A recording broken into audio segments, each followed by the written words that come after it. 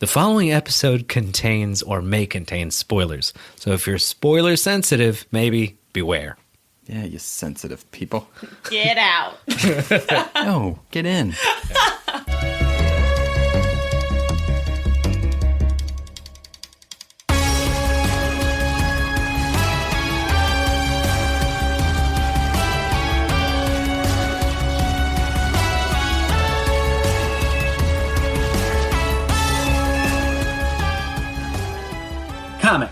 Comics.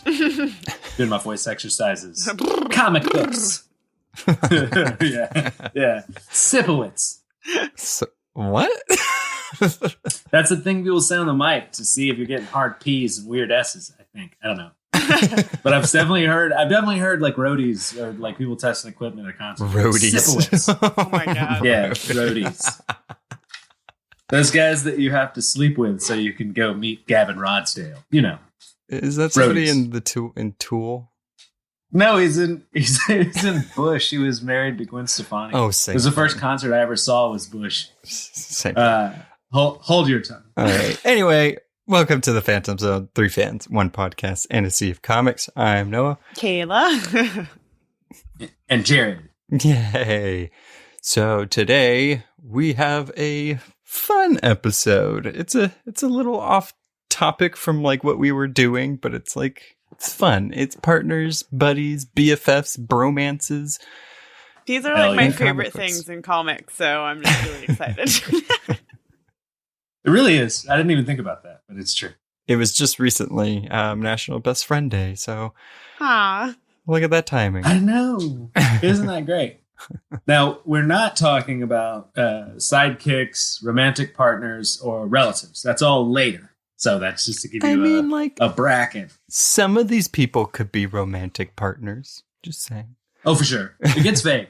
Because you have characters that will get into like Cloak and Dagger where I legitimately had to look up and be like, are they doing it or not? Like, nobody seemed to know, not. especially early on.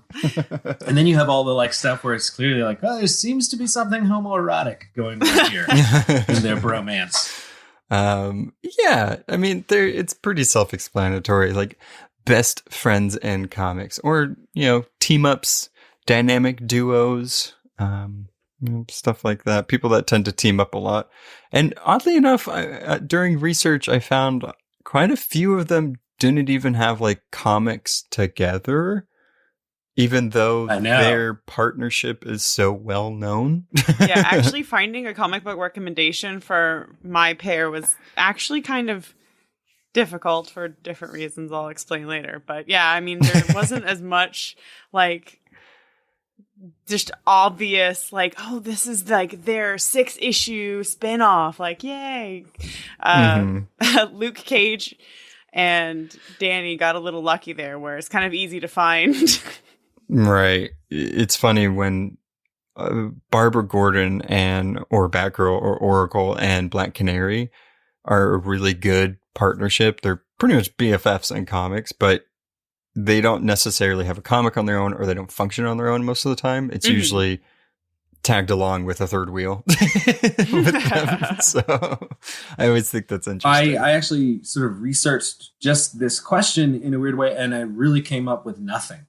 And that question was, why aren't duo titles, partnership titles more common? Because some of them have been fantastically popular and beloved. So we'll get into them more specifically, but like Green Lantern and Green Arrow was just this landmark title. It's in a lot of ways how a lot of people in like the 80s got to know those characters. Batman and Superman is like a perennial sort of thing. So I don't really understand why you don't get more. Like, I honestly would love a Thor Hulk title. Like, I just think if the movie proved nothing. It's that they're a great buddy duo. cop that would be. Mm-hmm. I know, but they really aren't.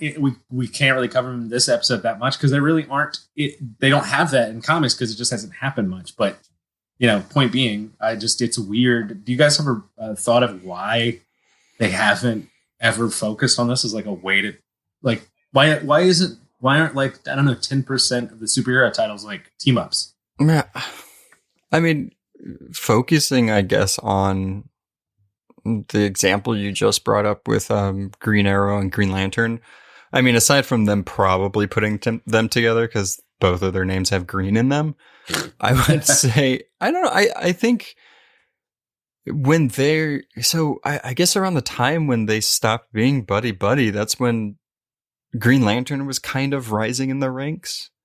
So, sure. In like the 90s or so. So I don't know. My theory is they have to create kind of a new world where these buddies can exist together. Because it's like, if you want to use it's done more a lot. But if you're with like the popular Superman and Batman, so I'm not going to use them as an example. But it's like if you pluck a character out of Gotham, though, and you have to place them somewhere else, you're taking away all of that character's like minor background characters, their love interests, there's like the way they operate, the support system, and normally the team, like the duo or team, has to function somewhere else where they just kind of have to craft a whole new universe just for the two of them, as opposed to just using one universe that's already pre-established. Another theory is probably the interpersonal relationships in team ups, I think, should take priority to like, there's a supervillain that's going to blow up the earth with a tiny bomb. So having to focus on like friendship dynamics and the yin and yang aspect of two different personalities trying to kind of mesh and work together. I feel like that's maybe not as interesting as some of the more general comic fans that are just flipping the pages looking for the bangs and the pows and the explosions and stuff like that. The bang, you sound like Jerry Lewis, by the way. The bangs and the pows and the explosion. Line light. Yeah, that's a good point.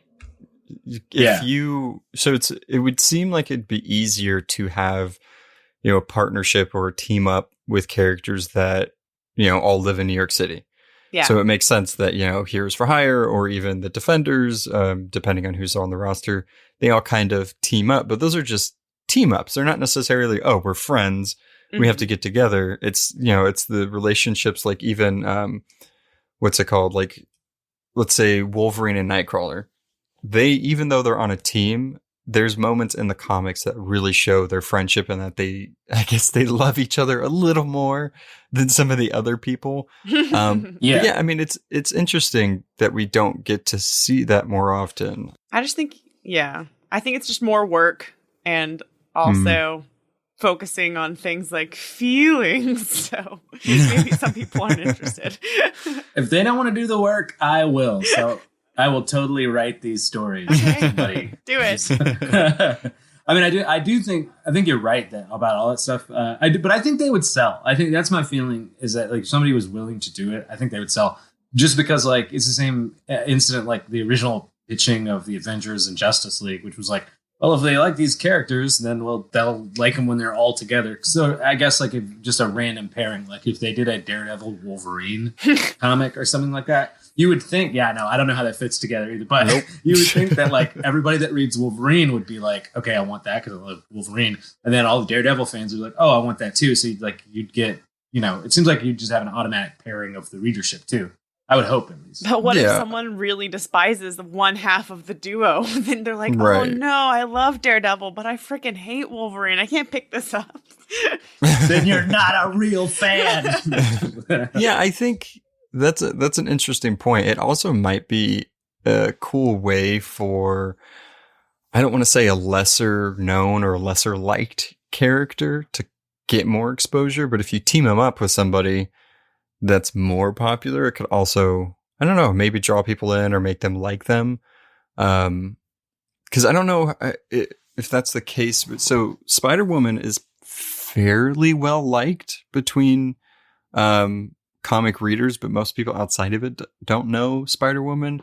But Captain Marvel is, kind of a household name now, which, she's always been known to some extent. And that pairing, I think, would work really well. They're really good friends in the comics, and I think pretty much putting them in the same comic would be interesting because it would give Spider-Woman more exposure, but then it's also Captain Marvel, so like that name might sell and introduce people. So I guess there's a few ways you can go about it. It also segues to another point that I thought was interesting, like doing research on this, was that like there are a lot of these characters that they put together because they kind of weren't making it on their own. And it's not to say they weren't good characters. They just weren't attracting enough attention or something like that. And in a lot of ways, those characters end up being like greater than the sum of their parts. You know, like that construction, right? So they like. I actually think the best example of that is Power Man and Iron Fist. Now later on we've seen, you know, like Luke Cage can hold a title, Iron Man can hold a title, and certainly they both had TV series and stuff like that. But the thing is that for a while that wasn't the case, and I think they went from being these sort of like second string characters that could barely have a kind of hold down a series, like in a terms of sales in like the 70s and 80s and stuff. But then when they get put together, for some reason, it's just a peanut butter and jelly situation, and they become just a kind of beloved coupling. I love them. I had to really resist not doing them today. Well, it's because you knew we would have to talk about them up top. Yeah, exactly. Really, I think. Yeah, that's a good one to bring up, because their comics weren't doing well separately, but then their comics together, or them on the same team, did do well.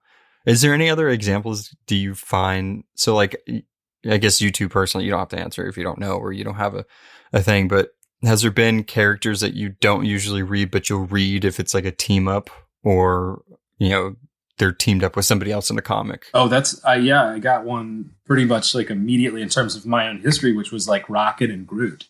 That's a good one. Like they just, because I was very familiar with the characters in terms of their like passing entry, and like, because I love Marvel cosmic stuff. And you know, Groot goes way back to like 60s era monster stuff. But for some reason, like you put those characters together. I don't know if it's the raccoon tree thing. I don't know if it's just like they're the yappy little guy and the big, strong, silent one, basically. I don't know. But like when they connected, I was like, oh my God, this is a thing. This is like, and they're so close together. It's almost like they're one character. Yeah. In a sense. Mine are the Flash comics. I'm so sorry, Noah. But, you know, like Dick Grayson teaming up with Wally because they're best friends. I would never read Wally, or I would never seek Wally out separately just because, but I would obviously follow Dick Grayson to the ends of the earth. And I'd actually read more Green Lantern comics than I have Flash comics just in general. So even when, you know, Barry and Hal team up, I'm more familiar with Hal, strangely, than I am with Barry. So, you know, okay, well, bringing in the Flashes.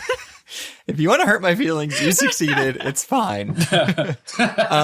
No, I mean, that's funny, because I'm kind of the same way, but in the opposite. So with Green Lantern, I didn't really read a lot of Green Lantern comics, especially growing up.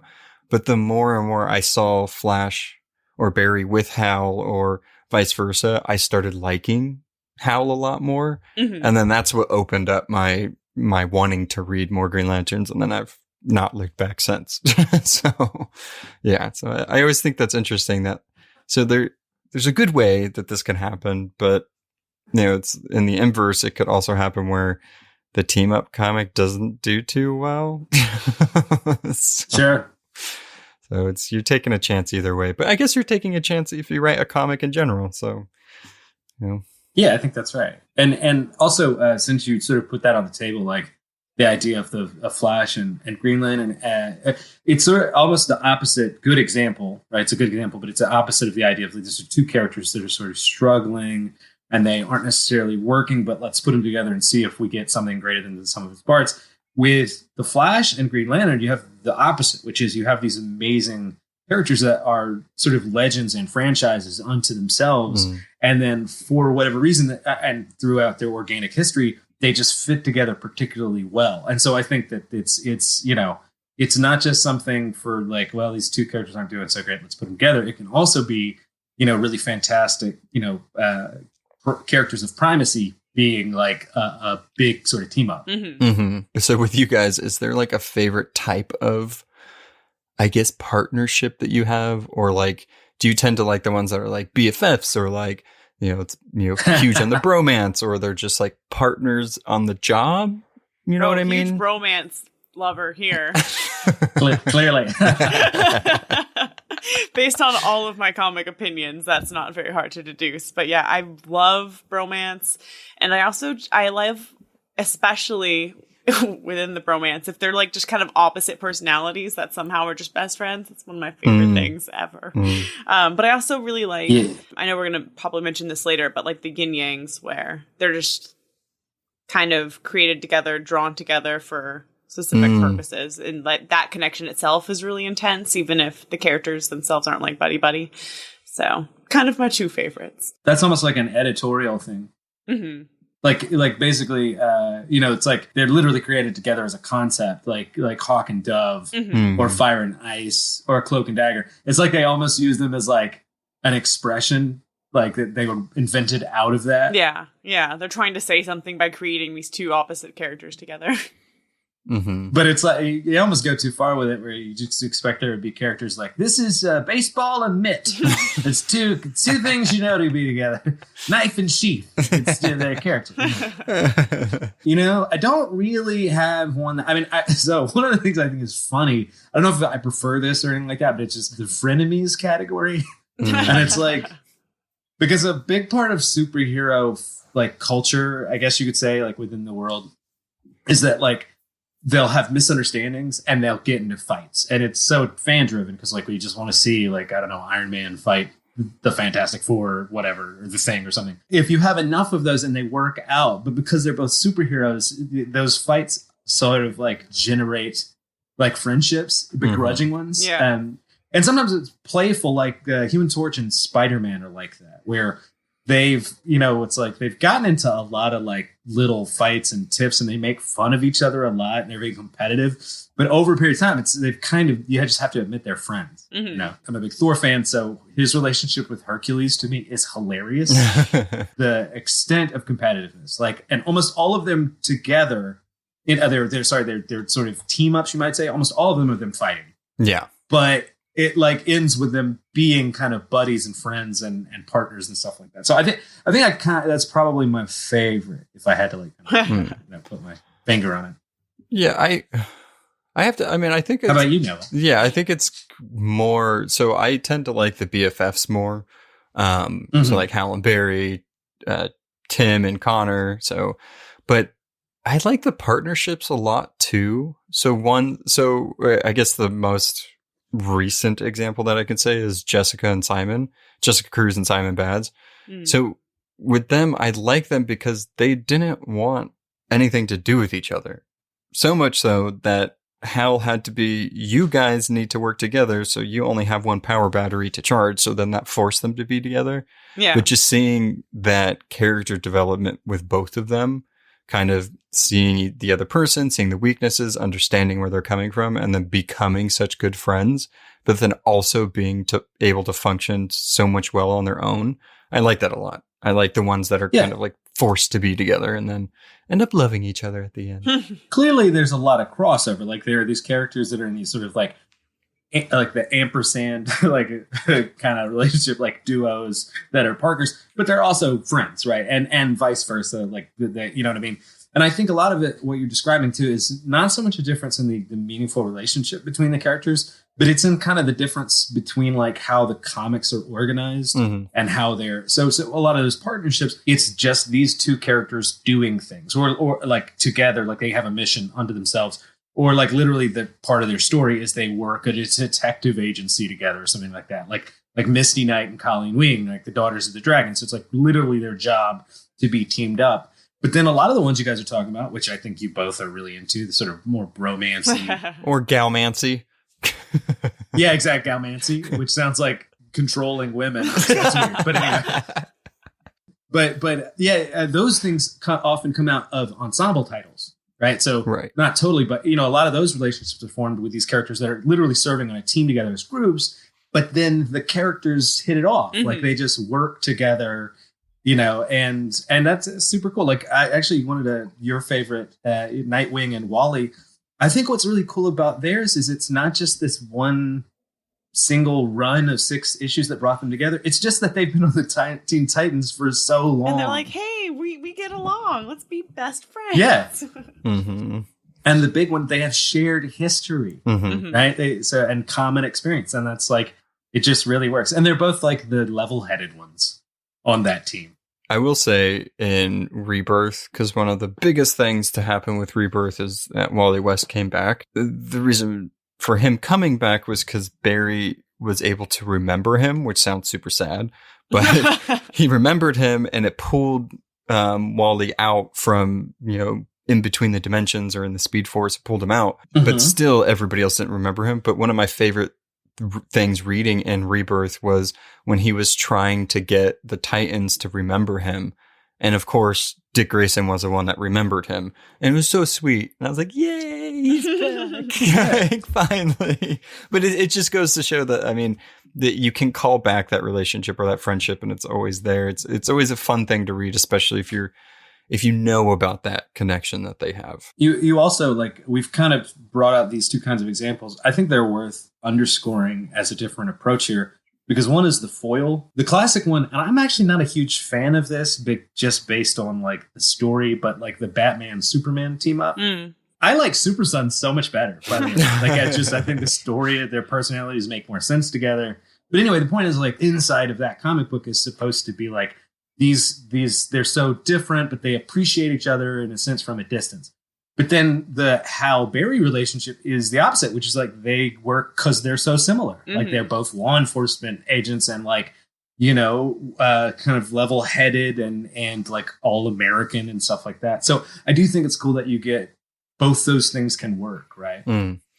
Yeah, I tend to like the Superman and Batman relationship. It really depends on how it's being written. Like the Superman Batman title, like the comic that came out, and they even did a movie, animated movie with it. I really liked that run. It was really cool to see them in all these different instances. But they also used that as they were the main focus and then brought in a shit ton of other characters, which I thought was cool. But yeah, they function in different ways. And I do want to bring up though, so we were talking about how they can come from a team ensemble. And I think one of the, I guess, current or one of the most popular ones, especially nowadays, is probably Harley Quinn and Poison Ivy. Because even though they were both functioning separately as villains to Batman, and then Gotham City Sirens happened, they technically were on a team together. And then they kind of sprouted off and were on their own. Yeah, that created a romantic relationship. But prior to them falling in love, they were a really cool partnership to see, because you only saw one facet of Poison Ivy most of the time. And then Harley was this loose cannon. So it was interesting to see, I guess it goes back to the yin and yang, how these two kind of came together and created such a cool chemistry. Yeah. Absolutely. And you actually, that reminds me of something. One of the things I really love about these things is because, it's like comic books. I think if you don't read comics, you only read novels or something like that, you're not used to the world building aspect. In other words, like a lot of people just understand diegetic stories. So it's like there's a narrative and you learn about the world through that linear narrative. In this case, it's like a bunch of different narratives. They string together. They weave together this broader, like, three-dimensional tapestry.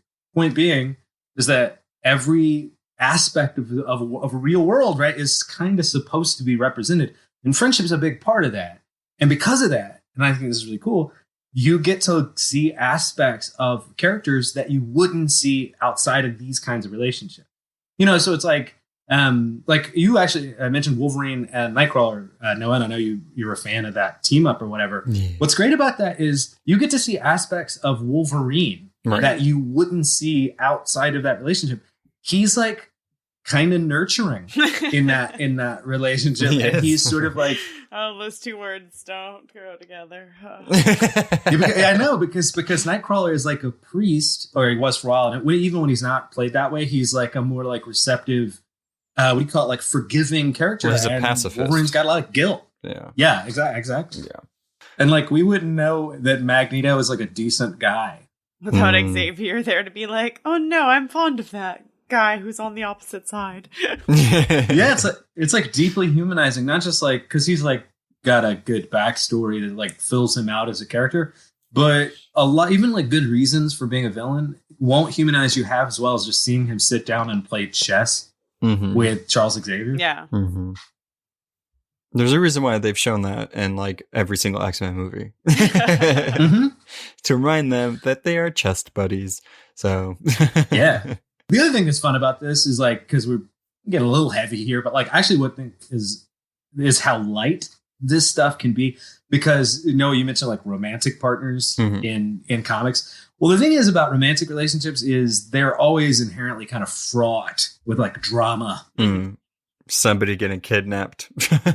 Absolutely, right? So it's cool to have like the lighthearted aspect in friendships, because that's like the world, right? I mean, like you hang out with your friends and there's a sort of inherent lightness to that situation. So you put this in the comics, you emphasize these relationships, and you're adding an element of kind of like, okay, Ultron's not destroying everything right now.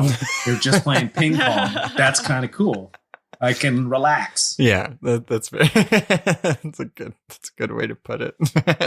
So we got our different types of duos that we've talked about. Our BFFs, our partnerships, the reoccurring team ups. So those, how would you categorize the reoccurring team ups? So would you more say like anytime that they're usually on the panel, they'll be standing next to each other? Or well, I was thinking about it like in terms of just when they get together, because it's sort of like the way a lot of these things work, again, like through the writing, through the stories is, again, you have a partnership book where the story itself is the two are like, working together. And so they're like always together. And then you have team books where they're like, they're sort of like they're friends but they have a reason to all be there. This is the point, right? Right. Which is like in like these sort of reoccurring team ups is like, they're not usually together, but every once in a while it happens again. My favorite example of this is Black Adam and Sinestro in post Rebirth. Yeah. It's just because they have no reason to be together but they get together in some sort of Legion of Doom or whatever scenario. And I love the thing where they're like, dude, I see you. I know what you're about. I get you. Like, it's just really cool. Yeah. Yeah, I agree. I like that one a lot. Yeah, because they're not necessarily frenemies, but they just happen to like respect each other. They are enemies who are friends. Yeah. Just reverse that. Are there any characters, and you may not have thought about this, so take a minute, but are there any characters that you'd like to see team up that you think, oh, why don't they have a team up? Oh, no. You take your time to think about it, and Noah can edit out the side. No, they're going to have to listen to this process. I guess, so I know technically, like, they're considered, like, a cool, like, team up and thing, but I feel like they really haven't gotten their own comic and their own time for people to really see this relationship. And I've mentioned these before, but Beta Ray Bill and Lockjaw, I feel like, oh yeah, there's like, you hear about it. So like, I can't remember what comic it was. I want to say it was either Death of the Inhumans or maybe Jason Aaron's Thor. But Beta Ray Bill comes up and he talks about his relationship with Lockjaw. And that's one of the best examples we have with seeing, this is what they did. This is what happened. He respects Lockjaw. Lockjaw respects him. But we don't, you know what I mean? Like, there wasn't a full issue about it. Like, we really don't get to see that team up. And I love both of those characters, even though one of them does not speak. I think they're such a cool team up. And I feel like Beta Ray Bill needs more comic time anyway. So I pick that one. That's a good one. Yeah, and you're right. It's definitely in Death of the Inhumans. Okay. That's where I learned about it. I don't know if I don't know if that's the first moment that it was introduced or whatever, but like, yeah, and it's there's something perfect about it too, because it's like this thing that's kind of not a horse and this thing that's kind of not a dog. And I'm also a sucker for animals in comics, obviously. So hell yeah, listen to our Pets and Comics episode. Yes. Noah's crying the whole episode. The team up that I wish was a thing more in the comics is especially Captain America and Wolverine. The reason being, like, so they're actually involved a lot in their history. They revealed that Wolverine is actually, like, the Weapon X program was trying to recreate Captain America, or it was sort of the next evolution of. I feel like that happens a lot in Marvel Universe. It's all about that damn super serum. I know, absolutely, right. So, and a lot of failed experiments. A lot of people who didn't quite make it to the Cap level, basically. So they have this shared background, but actually what I think is really interesting is that they be very foil. Like, they both respect each other, and they have this sort of like background, like they know each other, they've served on teams before. But the thing that I think would be interesting about having them more associated together is they're different kinds of ideas of what soldiers are or what a warrior is, because you have Captain America that's a very idealized, like Superman-esque kind of notion of that, and he is still very optimistic about the country and stuff like that. And then you have Wolverine, who's like this Black Ops dude who's seen the sort of gritty reality of that kind of stuff. So I've just always thought they were interesting in terms of like how they think about and what they reveal about like fighting and warrior culture and stuff like that. I'd love to see them have more like at least normal miniseries where they have to like stop, you know, and like Cap's like, you can't kill that guy. And it's like, didn't you fight in World War II? Or whatever. So like kind of like Deadpool and Cable. They really don't go together, but they're so much fun together. Even in the movie. It was great. I was you know how we couldn't do my thought process on how I got to choosing this pair. Because I was super excited about the idea of this episode, and I wanted to do like 7 different people or team ups. Had to narrow it down somehow. Sidekicks were eliminated, so I was like, damn, I couldn't do Batman and Robin and mention all the Robins, so can't do that. Next one was, well, technically a team up would be Batman and Nightwing, because he's no longer his sidekick, and those are my 2 favorite characters in the whole world. I figured that was a little expected, so I didn't choose them either. You're welcome. Way to zig when they think you're gonna zag. I even skipped over to the Marvel universe, and I decided I wanted to talk about Tony and Rhodey. Yay! Because of how much I love Tony Stark, this relationship was very important to me. They obviously, in the comics and in the movies, because they're kind of their relationship is a little different, or at least their history is. I just literally like mid-sentence, I right when I mentioned how different the comics and the movies are, I'm like, they really are. I'm going to talk about that, and I lost the train of thought for the original. I swear they are. Tony and Rhodey definitely fall under the BFFs category of the kind of the duos that we're talking about in both versions. Rhodey in the comics universe wasn't introduced until 1979, and that was very much a blink and you miss it type thing. But just up top, before I get into the nitty gritty of why and the differences, I just feel like because Tony is such an unstable person and Rhodey is the very, very much grounding presence in his life, that I just really liked the dynamic. So, and then again, my love of Tony Stark is like, yes, please, he needs as many grounding, stable people in his life as possible. So in the comics, like I said, Rhodey's introduced in 79. A couple of issues after that, it's right after Tony completes his first set of armor is trying to escape. Rhodey is also being attacked and shot down. So Tony, this person he doesn't even know, is like, can I borrow all of the power that you have to charge up my super suit? I promise I'm a good guy. And Rhodey eventually agrees. They take down like a base of bad guys together within knowing each other of a couple of hours. So yeah, it's definitely not the expected best friends start. It's not we were childhood friends. Yeah, it's a good relationship too, because I mean, like you were saying, Tony is this kind of, I wouldn't necessarily say chaotic, but he is unstable. Yeah. And having, Rhodey in there is a really good like lightning rod for him, or a grounding force for him to kind of wake him up. Like he's the person to send in there when he's built too many Iron Man suits and he needs to like chill the fuck out. Him and Pepper have to like duo team him. Yeah. You're absolutely right, and I'm actually glad that came up, because the truth is that we see that dynamic a lot, like the grounded versus the sort of more flighty and flamboyant. Mm-hmm. And there's definitely a kind of aspect here where it's like, oh my God, I've found a way to convert the kinetic motion of bullets into like food for hungry children. It's like, well, they're shooting at us now, so maybe we have to hurry on that.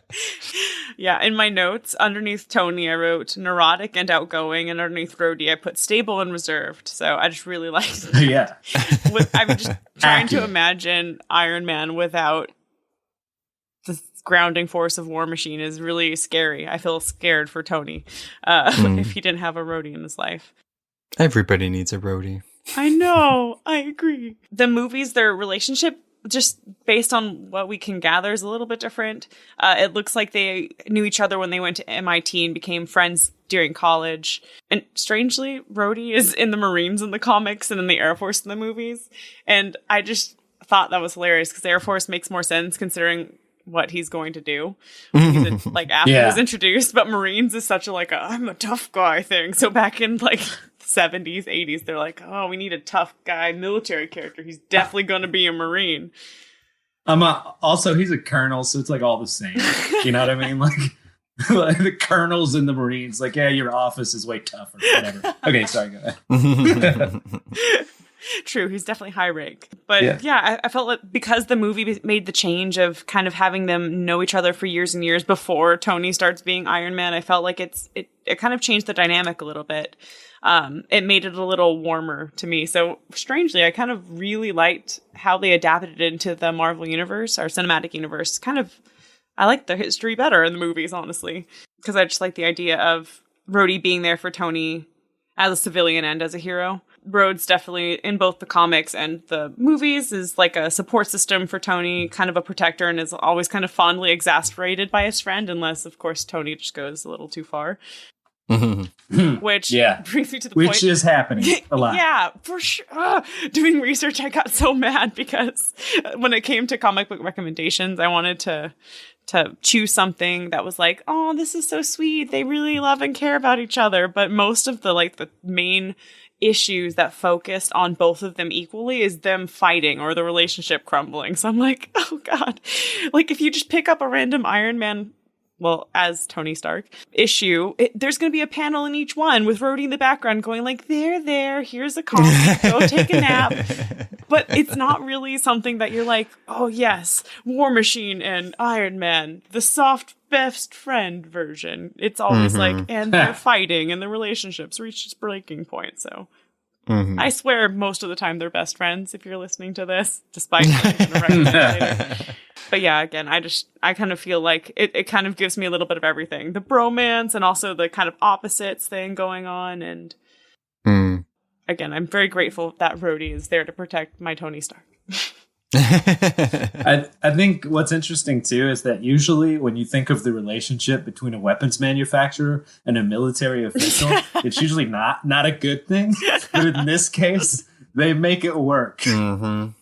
Very true. Yeah, the only time they're really fighting is if someone almost dies or does die and doesn't tell the other person, and that happens a lot too.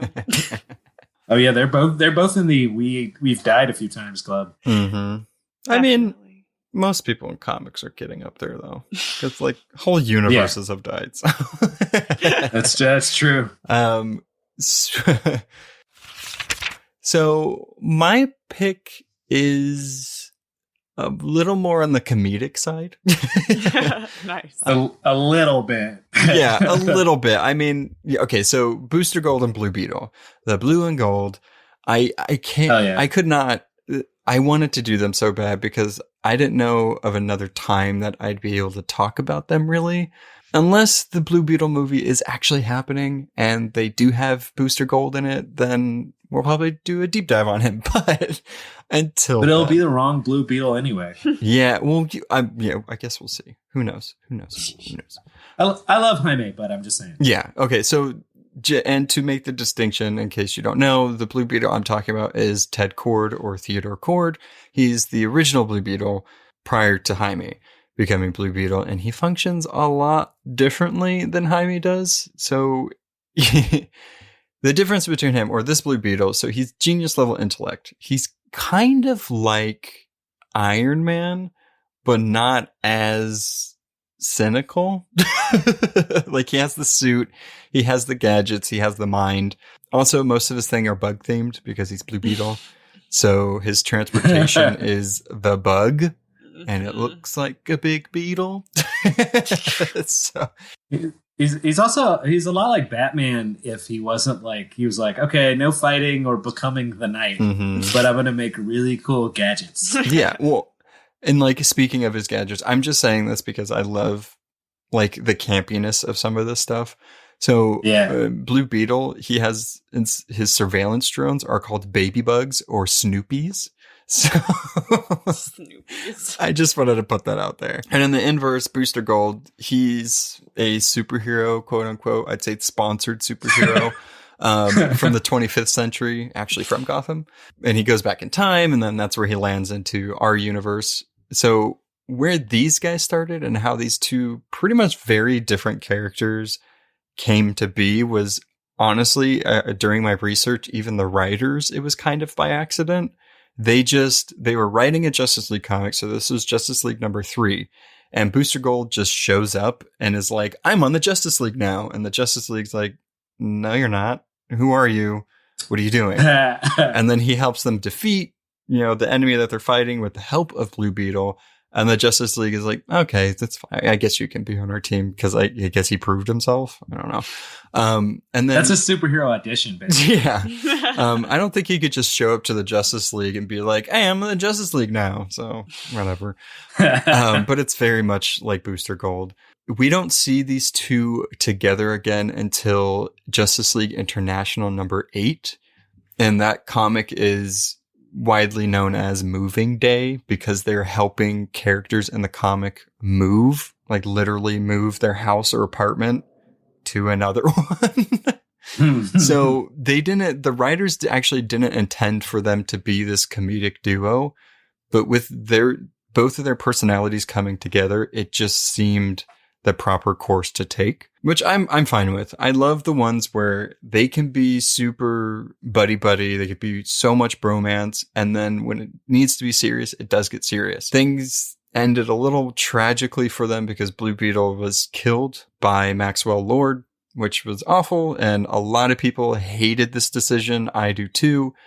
But the only thing I will say that the good thing from it, which is hard to say, is that it really showed another side to Booster Gold. Because even to this day, he's haunted by his death. A big story for Booster Gold was him trying to go back in time to reverse his death, which ultimately he wasn't able to do.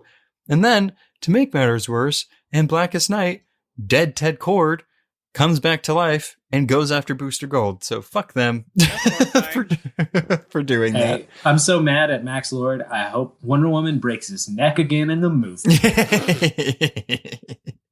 Yeah. And that's kind of what the friendship is. I mean, they hang out. They try to do like get rich quick schemes. Like back in the 80s, there was a repo service, and this repo service wanted to get this tank back for Star Labs because this enemy took it, and they're like, we can help them with this. They bring the tank to Ted Kord's house and just put it in the backyard, and we're like, we'll take this when we can. And then supervillains show up whenever they're having a barbecue. Like, it's all like sitcom-y stuff, but it's so much fun, especially with these two. And like I said, things tend to get a little serious. But when Booster Gold's involved, it doesn't really stay that way because you can't take him seriously. We have this great example, too, by the way, where you can have a foil-like relationship, but they don't need to be like crazy dramatic, like philosophical opposites like Batman and Superman, because they're a very odd couple, but you could see them being friends, too. That's kind of how I feel about Deadpool and Spider-Man. Right. Yeah. Yeah. Oh, by the way, just did you mention that? It's when those two are friends, it's just weird because Spider-Man becomes the straight man for no reason. Like that, he's never the straight man, but then where you put Deadpool next to him, he just becomes crazy. But yeah, I just love that you got Booster, who's this more like kind of like irresponsible jock douchebag. I would say that in a nice way. I love him. And then Ted, who is like a more responsible but probably smarter, wittier dude, and it's just they make a great team. It was a really cool thing to see with them too, and they also will do anything for each other. I mean, Booster Gold tried to reverse time for him, so it's so sweet. Oh God, that melts your heart. I mean, these two scream college roommates. You know what I mean? Like one's majoring in biotechnology, and the other one's majoring in like business or whatever. But I'm not sure how familiar you guys are with Friends, but they are Chandler and Joey. like in comic books. Yeah. Like Totally. they live together, Yeah, totally. even though they don't need to live together. So My pick is Wonder Man and Beast. Bet you didn't see that coming. I promise you that. But I mean, I did. I mean, because you told me. You two did, yeah, you did. But I'm just saying. To me, this is like one of the great unsung friendships, and it does like it's sort of right below the surface because I think a lot of even comic book fans just aren't necessarily familiar with it, but it goes way back. And like what I love about this team up, I guess, in friendship is that it didn't need to happen. like it just the concepts together, they don't make any sense. One's like an actor, right? And the other one's like a mutant biotechnological genius. Right. So it's like they don't come out just automatically. You wouldn't fit them together, but their history together sort of brought them together, and it was just sort of like organically developed. Now, here's a little trivia for you. Did you guys know that Beast was an Avenger? Is that a trick question? No, it's a real question. Did you guys know that the Beast was an Avenger for a while? No. Yes, but I didn't know officially, I guess. You know, it's technically most of them an Avenger. Yeah. So, okay, I'm glad you said that because in this case, no, but that is true that there's a bunch of characters that are X-Men like Storm and Wolverine and Cannonball who've served on the Avengers. In this case, this was early. This was right after the X-Men. So a lot of people don't know this, but the X-Men was discontinued for a while. The original, like that was discontinued. And then there was a brief, a substantive gap. And then giant size X-Men where they introduced Wolverine and Sunfire and Banshee and Nightcrawler and Colossus, all those characters. That's when it picked up again. But in this period, all those X-Men, they were just like laying around for anybody to use. And they do this story where Beast becomes a furry dude, right? He like experiments on himself and makes himself furry like a real beast. And then he is introduced into the Avengers. And that's where he serves with Wonder Man.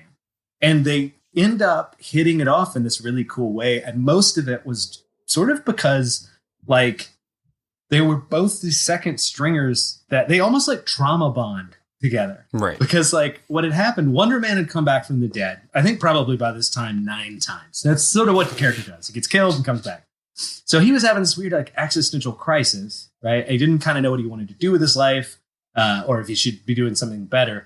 And then the Beast was like a beast. So he was all angsty about being like, shunned and a mutant in a society that hates mutants and everything like that. And also kind of he felt like a transplant from the X-Men. So the two kind of like became friends on that basis. It was sort of neat because like, in a way, they had a lightness to the Avengers. So these two characters, the sort of second stringers that fill out the team, they're a little bit more human and they're a little bit more sort of like they don't feel as perfect and they can't live up to that kind of legend. But what's great is on the off time, like their downtime, the weight of the world's not on their shoulders. So they could just hang out. And in the comics, they would like literally go on double dates together and stuff like that. Which if you're two women hoping to like, hit it off with two bachelors, these two probably, I mean, I hate to say it, but you probably hope you get Wonder Man. I mean, Beast is great, but I'm just saying. Like, hey, how dare you? I love Beast. For a lot of the Beast Wonder Man era, they were like the fun, lighthearted part of the Avengers. They were the not exactly comic relief, but definitely like the more plucky, like human side to the otherwise like godlike figures. And to this day, when Wonder Man and Beast get together, they sort of bring that out of one another. Like they kind of go back to the sort of silly thing. So you get to like remember when Hank kind of wasn't a, dark, sad, sort of always dealing with the death of the mutant race kind of character. And I think it was really good too. They needed each other because they both like the friendship, like Wonder Man, it was for a while kind of boring. Let's face it. To the common observer, he just looked like Superman who couldn't fly. He's a really, really strong character. But he kind of didn't have much more, and he had an acting career or something like that. He was like the Johnny Cage of the Avengers. Gross. But so when he's friends with Beast, it kind of gives him some more depth. It's just an extra thing to fill out the character. And for Beast, being friends with like a main Avenger made him feel a little bit for a reader like not an X-Men transplant. So what I'm noticing is that we all three picked the same type of bromance. Yeah. We picked. I mean, we picked one where there's like is somebody that needs a grounding force for them. And then to also make absolutely. the other one not seem so sad. The last thing I'll say, so Beast went back to the X-Men in around the late 80s. He served with the Champions for a while, and then he went to the X-Men. And the X-Men get massively popular around that time. So people have just always sort of associated him with the X-Men. Wonder Woman kind of stayed on the Avengers. So they weren't in a lot of comics. But because it's been such a beloved kind of like relationship, they regularly kind of show up in each other's comics. They'll get a miniseries every once in a while. So it's sort of similar to the Booster Gold Beetle thing, or Blue Beetle, where it's like they don't always have a comic going on. And they're not even always on the X-Men or Avengers. But every few years, they'll like rekindle that relationship or something. Check them out. It's real cool. Wonder Man and Beast. All right. Comic book recommendation time. So I do promise that Tony and Rhodey are friends, but my recommendation is taking place in one of the more turbulent periods in their BFF ship. It's Invincible Iron Man Volume 2. It came out in 2006. Brian Michael Bendis is the writer on that. And then Mike, I'm going to be butchering his last name, Beato Jr. is the artist. And it's basically while they're fighting, they're having to take down kind of a new bloody and vicious enemy together. Read that one, because I promise they'll make up in the end. So mine is Booster Gold Volume 2, Blue and Gold. That's where the name comes from. It's by Jeff Johns. And this is the story where Booster tries to save Blue Beetle from being murdered. The reason why I'm recommending this one is because it's one of the only ones where it has them in the, like, it's literally their comic together. It shows every facet of their relationship. It shows the great stuff, the sad stuff, the hopeful stuff, and, you know, the superhero stuff. So definitely check that out. So my recommendation is, and I sort of had a similar problem to Kayla, which is like, because their relationship kind of unfolds over a long period of time and sometimes between lots of different issues or whatever. But I think a really good one, and it's recent, is Uncanny Avengers, Stars and Garters Volume 5. So Volume 5, and it's called Stars and Garters. It came out in 2018, and the writer, I don't know his first name, but his last name is Zub. It's pretty good. Like this collection doesn't only deal with the Beast and Wonder Man, but it is a good example of like the modern age, the kind of like nostalgia of their relationship. So by the time we're here, it's just well accepted that, oh, they're the best buddies. That series is pretty fun, very good, like meat and potatoes Avengers sort of X-Men stuff. So I think you'll like it. Check that out. I'm hungry now. Meat and potatoes. We want to do a special thanks. So we have a new Patreon member, which is always great. We love when people do that. This person's name is like Cher or Madonna or Beyonce. They have one name. It's on their Patreon. Nice. And their name is Austin. And so, like always, we usually, say thank you. And we also give you a superpower and superhero name, or you're kind of up to our mercy whenever we do this. Whatever type of mood we're in. Yeah. I want to make this art based.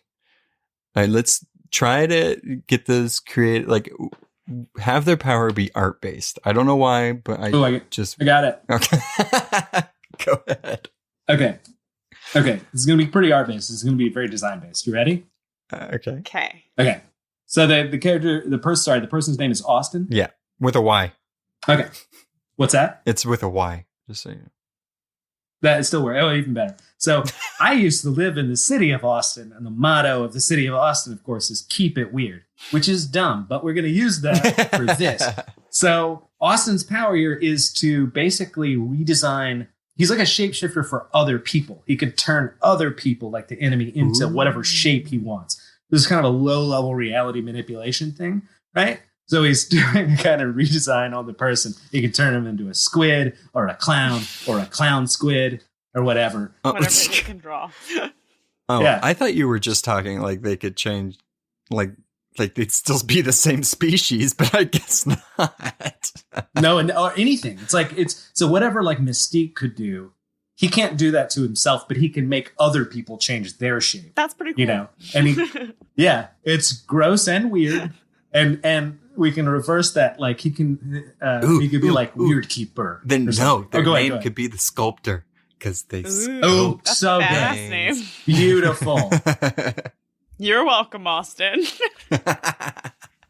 I actually like what we've done here. Yeah, I'm me too. going to say that. So thank you so much for, donating every month and being a great member of our Patreon community. And then just to let listeners know, in case you haven't heard before or you're curious about it, with our Patreon, if you go to our website or go to any of the links that we have on there, you get some free stuff. You get exclusive stuff. We have bonus episodes that we do every week that we put on there as well. You get to be up to getting a superpower and a superhero name if you donate as well. And then one other little thing that I did forget to mention up top, but we do have a Discord channel now, or server. I think that's what it's called. That's what the hip folks call them. Is a We're good Discord with server. technology. Yeah, so you can find that link pretty much anywhere. And then you could join it. So we'd love to have everybody on there. It's not just for Patreon members, but all the Patreon members are in there. So that's cool. All right. Well, Thanks, till guys. next-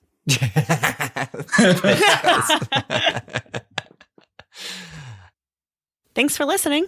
Follow us on Facebook, Instagram, or Twitter at the FANtom Zone Pod for more podcast updates.